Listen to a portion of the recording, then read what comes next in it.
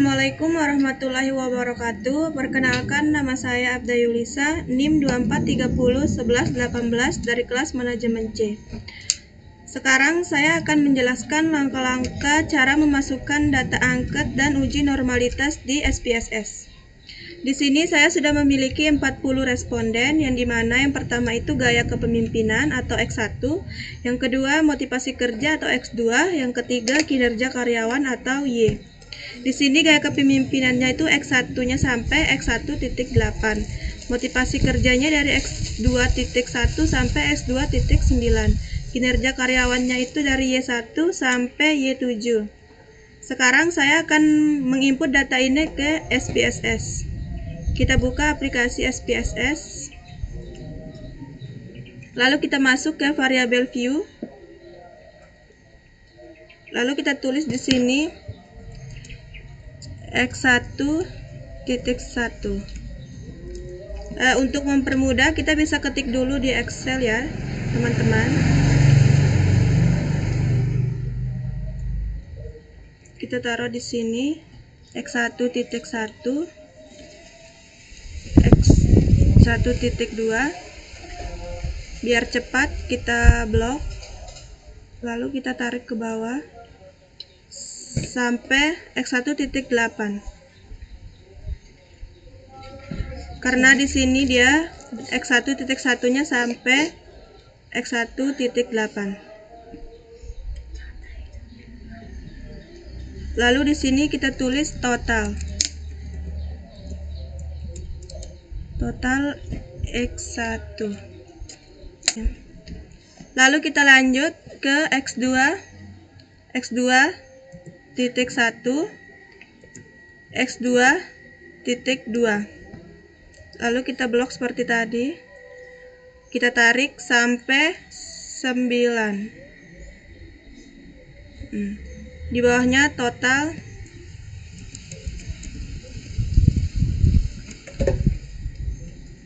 X2. Lanjut Y1, Y2. Kita blok lagi sampai Y7. Lalu di bawahnya total Y. Lalu kita blok semua sampai bawah.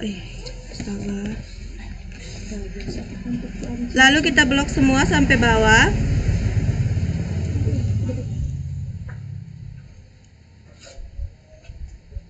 Lalu kita copy.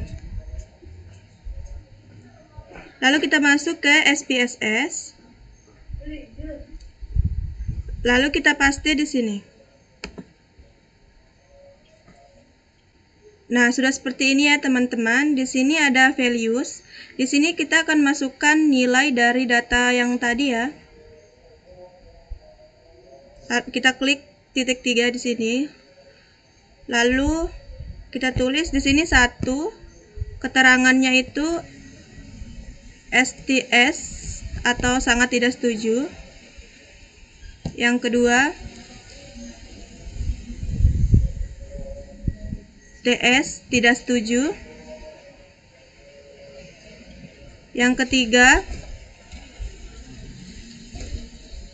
TT tidak tahu. Yang keempat S setuju. Yang kelima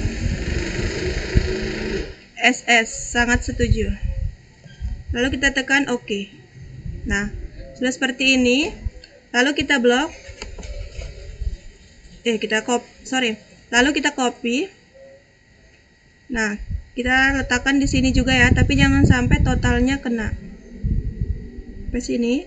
Lalu kita paste.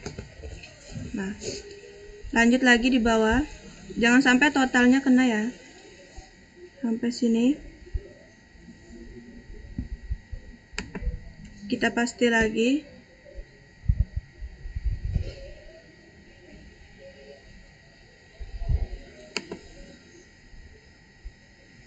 Nah, sudah Sudah seperti ini ya teman-teman.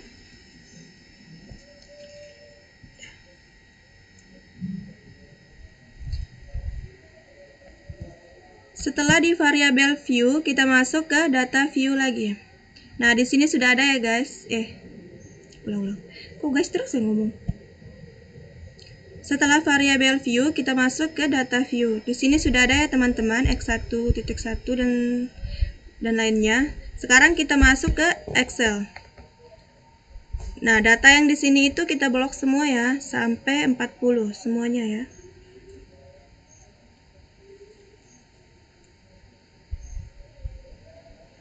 Lalu kita copy. Lalu kita paste di SPSS. Di variabel view ya, di sini. Ya, di data view, maaf. Paste. Kalau sudah muncul seperti ini, baru kita akan mencari nilai rata-ratanya, nilai tengah, dan yang lainnya dengan cara mengklik Analyze, lalu pilih Descriptive Statistic. Lalu kita pilih frekuensi. Nah, di sini kita masukkan totalnya, total X1, total X2, dan total Y. Lalu kita pilih statistik, kita pilih min, median, mode, dan minimum maksimumnya. Lalu continue. Setelah itu kita masuk ke chart. Lalu di sini kita pilih histogram, lalu continue. Lalu oke.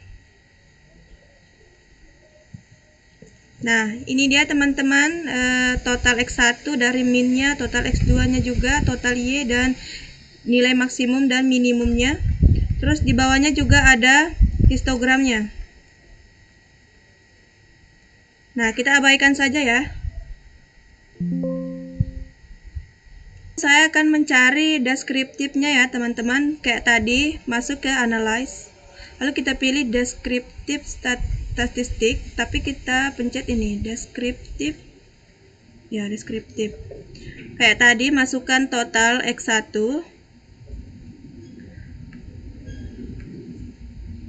X2,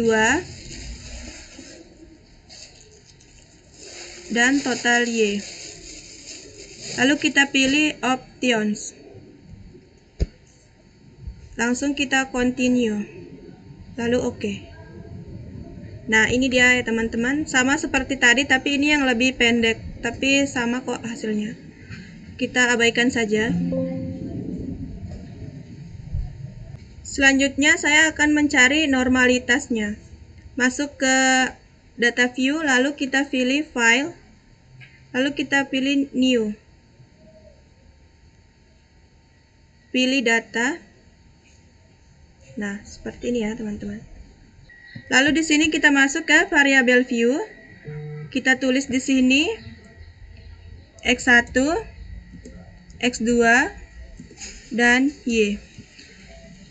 Lalu di labelnya kita tulis label yang di Excel tadi ya teman-teman. Yang ini, gaya kepemimpinan, motivasi kerja, dan kinerja karyawan.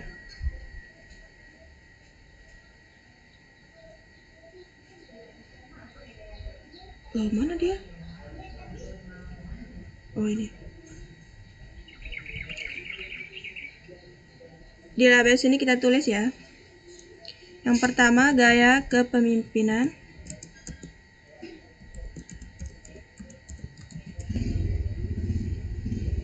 Yang kedua, motivasi kerja. Yang ketiga, kinerja karyawan.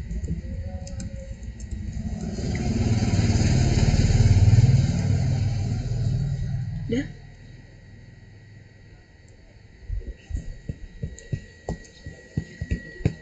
Oh ya. Selesai itu kita masuk ke data view ya teman-teman. Nah, ini udah ada ya X1, X2, Y. Lalu kita masuk lagi ke Excel. Nah, kita masuk ke data uji normalisasi yang sudah saya buat tadi. Ini kita blok saja.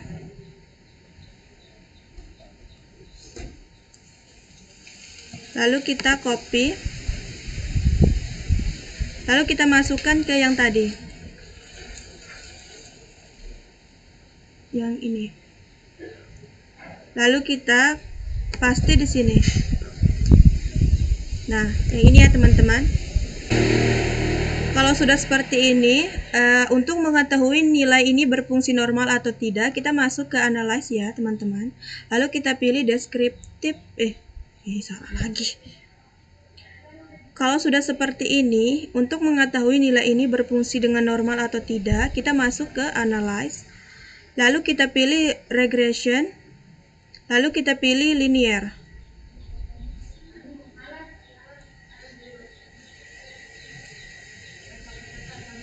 Lalu di dependent ini kita masukkan kinerja karyawannya atau Y. Di independentnya kita masukkan gaya kepemimpinan atau X1 dan motivasi kerja X2.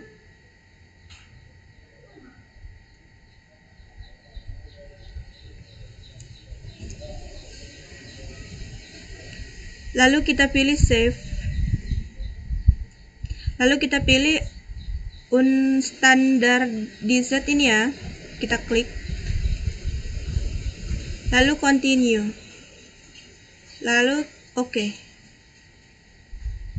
Nah, ini dia ya teman-teman.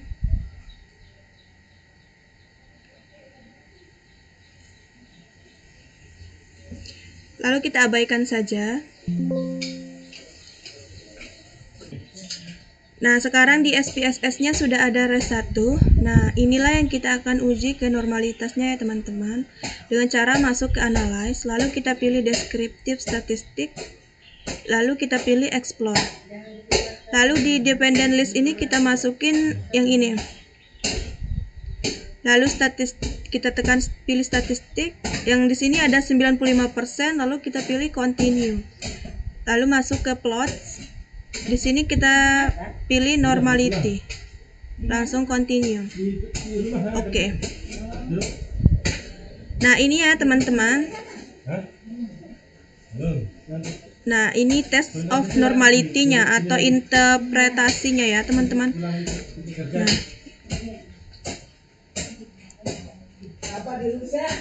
jadi kesimpulan dari ini itu, berdasarkan hasil uji normalitas menggunakan Shapiro Wheel, diperoleh nilai signifikan 0,798 lebih besar dari 0,05, sehingga dapat disimpulkan bahwa residual dalam mode berdistribusi normal.